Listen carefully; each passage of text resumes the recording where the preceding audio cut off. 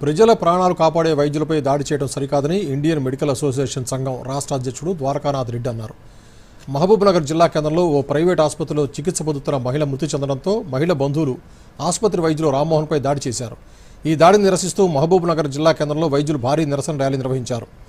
ఈ సందర్భంగా Indian medical association రాష్ట్ర అధ్యక్షుడు ద్వారకానాథ్ రెడ్డి మాట్లాడుతూ ఇటీవల కాలంలో దేశంలో వైద్యులపై దాడులు తీవ్రమయ్యాయని, దాడులకు పాల్పడే వారిని ప్రభుత్వం కఠినంగా శిక్షించాలన్నారు.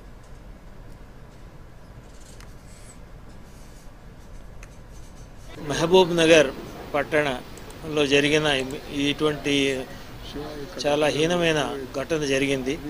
లోకల్ ఇక్కడ అధ్యక్షులైన రామ్మోహన్ గారు వారిపైన కూడా మిగతా డాక్టర్ల పైన ఈ అటాక్ జరగడం అనేది చాలా నీచమైన పని.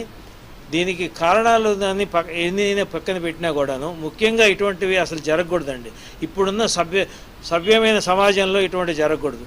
ఏదైనా కానివ్వండి, ఒక వ్యక్తి చనిపోవడానికి కారణాలు చాలా ఉంటాయి. ముఖ్యంగా ట్రీట్మెంట్ అంటూ ఇస్తున్నప్పుడు దానికి ఆ ట్రీట్మెంట్ మనం ఎంత అయినా కూడా ఏ డాక్టర్ కూడాను పలాని పేషెంట్ని కూడాను ట్రీట్మెంట్ ఇచ్చి చనిపోవాలని ఎవరు కోరుకోరు. నేను ఇచ్చే ముఖ్యమైన ఉద్దేశం ఏంటంటే సమాజం తెలుసుకోవాలండి.